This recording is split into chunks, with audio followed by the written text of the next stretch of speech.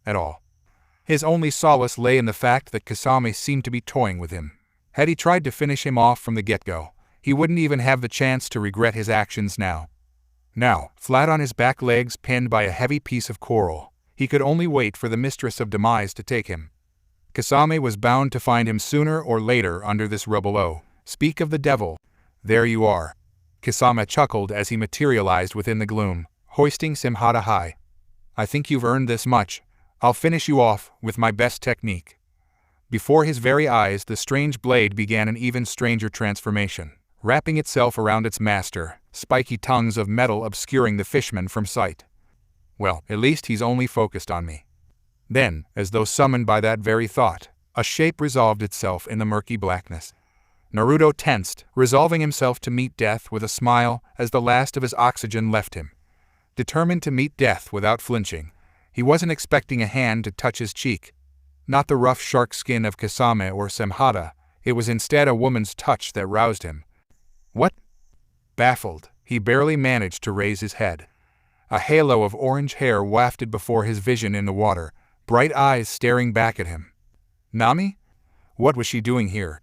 He tried to wave her away, but she swam closer still. Her hands pushed desperately at the corral pinning his legs, a determined expression set in her eyes. When that failed, she turned back to him. Now what was she planning? He shook his head rapidly, cheeks bulging, and tried to push her away. She had to get out of here? Quickly, before Kasame. Oh. That was all Naruto had time for before Nami grabbed his face between her hands and forcefully welded her mouth to his. Blue eyes bulged, and he inhaled without thinking. It was pure bliss. Great gulps of heavenly air rushed back into his shriveled lungs, life-giving oxygen flooding his scent in a heady rush. Desire took over, sinking its claws deep into him. Strong arms locked around her and held tight, drawing a small mon from the strawberry blonde as his tongue found hers. Nami was of two minds on the whole matter, equal parts torn between shock and another, stranger, emotion she couldn't quite quantify. Her first instinct had been to give Naruto some much-needed air before passing off the coral to him, but now she couldn't find it in her to let go. By the time Naruto finally did, her face was steaming. Oh, there would be words about this. Later. Air. Strength came roaring back and Naruto bucked, knocking the beam off his legs with an ease that seemed almost primitive. Her hands slapped at his frantically, pushing a small piece of coral into them. Pushing a button. Bubbly coral. He blinked, marveling as a small bubble enveloped him. Where had she gotten that thing? Strength. That was his next thought as his stamina came rushing back in a great wave, washing away his weakness. He could move again. A hand reached down, reclaiming the black blade from the ocean floor. The bubbly coral was swiftly passed back to Nami, creating another coating for the navigator, allowing her to breathe in the murky waters. A moment of awkward silence passed between the two of them. Nami, She spun away, flushing from head to toe. Don't die, idiot. You do like me. Do not. Do too. A jet of pressurized water shot past them in the deep, putting an end to their argument. Aren't we forgetting something? Oh, right. You FCK me. When next Naruto turned his head, he was looking at a monster. Kasame and Simhata were no longer separate. Both man and blade had merged, becoming some twisted amalgamation of a shark. It was quite terrifying, really. He was facing a legendary monster of the deep, with the environment against him, and only his skill and wit standing between him and certain doom. Yes, this was the penultimate challenge, the second most dangerous entity he'd ever faced in all his career, and yet, for all his fear, he couldn't help but grin like a complete loon. Because now the odds were in his favor. He could fight. He could win. For all that Kasame had done, all the atrocities he'd committed. You're going to die. The worlds were cold and black, colder than the deepest waters of the abyss. The deadly black blade leveled itself at the monster of the sea, gleaming a menacingly blue in the dim light. It's a real shame. I've enjoyed fighting with you, but I can't forgive what you tried to do to Nami. We're pirates, kid. We do whatever we can to win. The fishman scoffed. Not me. I have a code. Whatever you say, Kasame grinned, the shark's words warping within the realm of wetness. Anyway, looks like you've got your second wind. Why don't we finish this, burning will? Gladly, Nami. Once more, The navigator stiffened at the bite in his voice. Hi. Get out of here. She looked at him like he'd grown an extra head. Are you nuts? You're hurt. You'll die. Red eyes rounded on her, glaring bloody red daggers. Get out of here while I can still control myself. She got... Kasami barely gave her a glance. Sending her away, eh? Smart. She'd just be in the way. Naruto didn't answer. He simply beckoned within the coating. You're finished.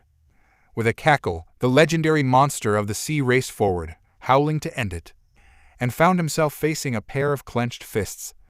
Wait, he paused, drawing back. Isn't that... Blue eyes snapped up, narrowed to angry slits. In the words of an old friend of mine, prepare your anus. Kasami went white. Rokuogen. A wave of sonic force erupted from the blonde's clenched knuckles, snarling upwards into the fishman's unprotected scent and flinging him away as though he'd been smacked by the hand of an angry god. Weakened by being beneath the water, the deadly technique didn't so much pierce as it did push his blue foe. But that brief moment of respite was all that it took for him to recover. Enough for Naruto to end it. You may be right, you know. He stood slowly within the coating, woodenly, not taking enough care. Maybe I don't deserve to be in Luffy's crew. My presence is like a magnet to crazy monsters like you. A hand rose, stubbornly scrubbing a bloody line away from his face. Maybe I should have struck out on my own from the beginning. I could have done a lot of things. A ton. But they're my friends? No, they're my family, and for their sake, for my sake, for Nami's sake, I will not lose to you. You don't have a choice. Once more Naruto met him head-on, the edge of Kokushibyo arcing up with a whispering hiss. For the first time since their battle had begun, Kasami bled. More than that he realized, staring down at the truncated stump of his right arm. The limb severed coldly just below the elbow. There was no pain, he realized distantly as he stared at the ragged cut. His body was simply going into shock. And in that shock Naruto flashed into existence behind him, and the deadly black death blade tasted fishman blood once more. Clutching at the bloody rent in his back, the fishman could only glower. Yes, that's more like it. This is it. The fight I've always wanted. Naruto merely snarled. Give me back my flames. With every fiber of his being, he took what little remained of his power and focused. He could do this. He would do this. Come on, focus, focus. A bubble snaked between his clenched teeth. Blood vessels burst in his eyes, the white of his sclere staining themselves scarlet as he called forth every inch of his reduced flames. Fire was life. Fire was eternal. It could be weakened, even slowed, but never truly stopped. All around him, the water began to bubble. Not with flames, but heat. Raw primal energy, heating the deadly dome around them. The power was still his. It was simply trapped, held elsewhere. Sealed away inside Kasame where the fishman couldn't use it. Naruto just had to call it out. Reminded who was its master. He roared, and all the world roared with him. So did the fire.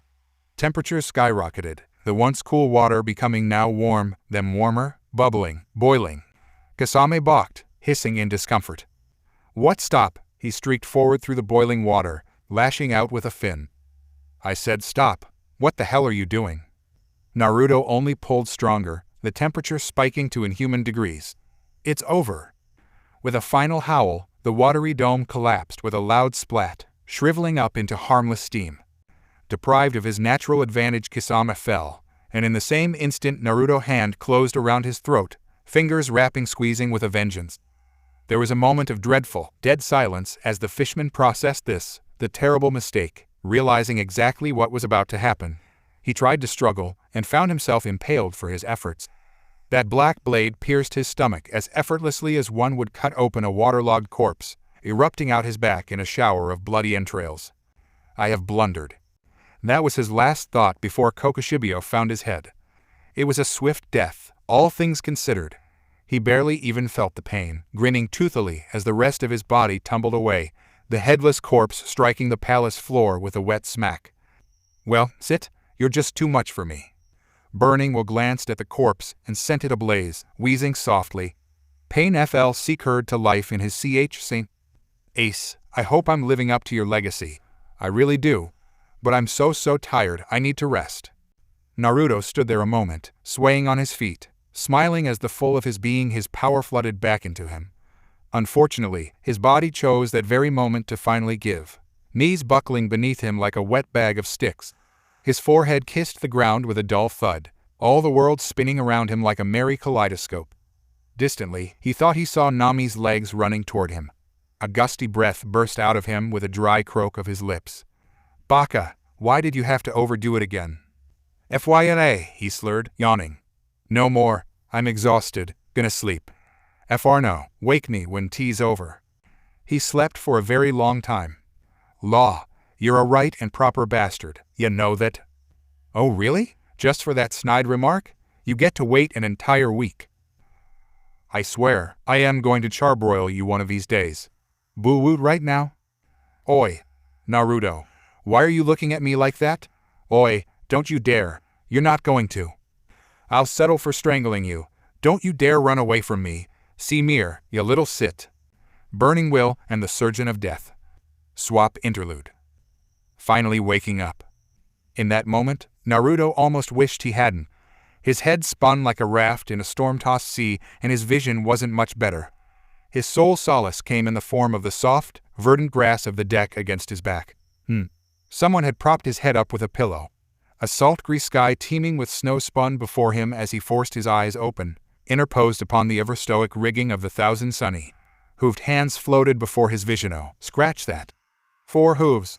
He must have been seeing things, because he surely didn't remember Chopper having that many arms, and it definitely didn't snow underwater. Wait. Snow? What in Theo? Grunting, the blonde tried and failed to force himself upright. He made it all of an inch before his body gave out on him. Every muscle in his being clamped down at once, and he valiantly fought down a shout.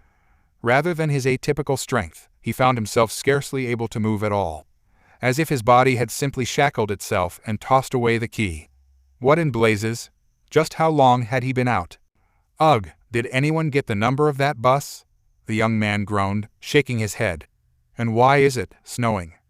His words trailed off as he beheld the small army of faces arrayed before him, Nami and Chopper chief amongst them. "Why the long faces?" he croaked. The pair exchanged a long look. "He's all yours, Nami." A beat of silence. "Wait, what?" And then, whack. Yoe. Burning Will recoiled with a soft hiss to clutch at his head as the navigator promptly clobbered him upside the head with her climatact, and in the doing raised a smoldering red welt against his head. Granted, the impact didn't really hurt so much as it did sting, not the point. Why was the damn sea witch clobbering him of all people? What the hell did I do this time? Oh? Rather than lash out a second time, Nami took him by surprise yet again. Discarding her weapon, she dropped onto her haunches and enfolded him in a fierce embrace. "Don't you scare us like that again, Baka." "Well, sit," she sputtered. "I didn't mean to." Odd. His voice sounded strange. Guys," he frowned. "What did I miss?" Unfortunately, he didn't have a chance to process this as a veritable sea of voices assaulted his ears. As though each of his comrades wanted to be the first to answer his inquiry, so too did the burning man find himself inundated in the flood of responses that followed. Belatedly, he tried to rise, only for all hell to break loose. "Gah!" Chopper cried. "He's going to overexert himself again. Quick, somebody call a doctor." "That's you," Frankie guffawed. "Oh. Yo-ho-ho, I nearly bawled my eyes out," Brooke chorused. "Although I have no eyes, skull joke. TCH, looks the city bastard still alive." Sanji all but growled. There weren't any good fights. Zoro's unflinching deadpan. "Luffy picked a fight with Big Mom," Usopp lowed. "Shishishishi, I'm glad you're finally up." A muscle jumped in Naruto's jaw. "Are you now?" Nami shrank back. There it is, that face again. Luffy. "Hey, it's not my fault she decided to be such a bwerg." "Quick as you please." Naruto's right hand arced up and latched onto the captain's rubbery cheek in an unyielding vice. Firm fingers took hold of his face and pulled, stretching that grinning visage to its utmost limit. Despite his own looming exhaustion, he jerked his captain's forehead to his and growled. To his credit, Luffy didn't try to escape. Rather, he allowed his elastic visage to snap right back. "Barely a day in the New World, and you've already pissed off an emperor. Why am I not surprised?" You never do anything by halves, do you? Nope. I'm surprised you're awake at all. A new voice drawled, causing him to release the rubberman, their words rife with exasperated anger. Loja powers are one thing, but an awakened Loja. It's a miracle you didn't destroy yourself from the inside out, going at that pace. When was the last time you slept?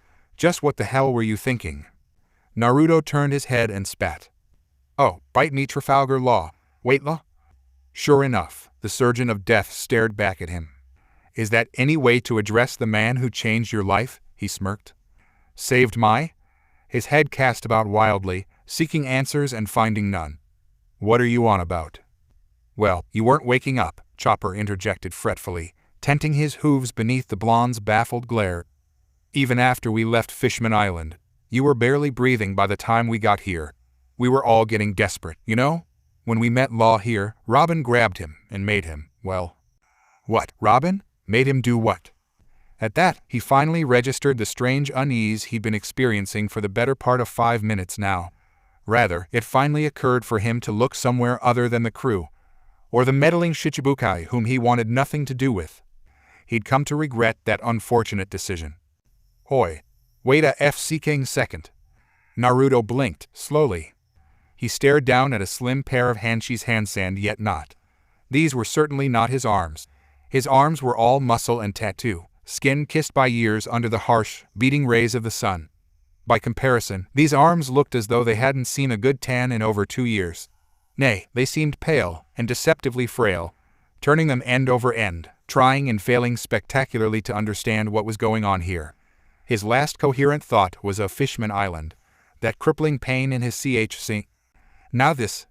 He looked down, and found himself staring at a sizable CH-sin. A trembling finger reached down, poking the breasts, and he nearly jumped out of his skin at the response. A muscle jumped in his jaw as he pushed a strand of ebony hair out of his eyes, leading to a vein throbbing in his temple. His furious expression certainly had no business belonging on such an angelic face. Definitely not his. Ah, hell. Somewhere in his brain, the wires finally crossed. Surprise? Robin's sultry voice answered him. Naruto turned, and realized he was looking at himself. Rather, his body, housing Nico Robin's voice. Someone had even taken the liberty of slapping a small likeness of her face on his forehead for good measure. Under any other circumstance he might have found this amusing, but now, after waking from what had proven to be a terribly long dream, he found himself genuinely at a loss. Ibua, he managed coherently. We wanted to make certain you survived the surgery, and we weren't sure if your will was strong enough in your comatose state, she soothed, laying a strong hand on his slim arm. It seems foolish, I know, but we had to be certain you wouldn't perish in the outing, so I convinced Law to. She made an elaborate gesture with her hands. What, swap our hearts or something, he balked. Swap our hearts. Can he do that? A harsh snort from the latter dispelled his disbelief. Very much so, yes. The Shichibukai chimed in. In any case, the procedure was a success ... despite your mouth. His expression bordered on apoplectic. Law, you're a right and proper bastard, ya know that? Really? A dark brow arched at him. Just for that? I think I'll leave you like this for a while. I swear, I am going to charbroil you one of these days for this. The blonde groused. Boo-wooed right now? Slowly he rose, a dark aura exuding from his shoulders. I'll settle for strangling you. Don't you dare run away from me, Semir, you little sit. Oi! Burning will. The latter paled as a small army of hands sprouted from the blonde's temporary body. How did you get her powers under control that quickly? That shouldn't be Urk. His expression turned ashen when the latter advanced upon him. Why are you looking at me like that? Oi, don't you dare. We have an alliance. Naruto, I swear to God. The blonde's expression turned feral. Clutch.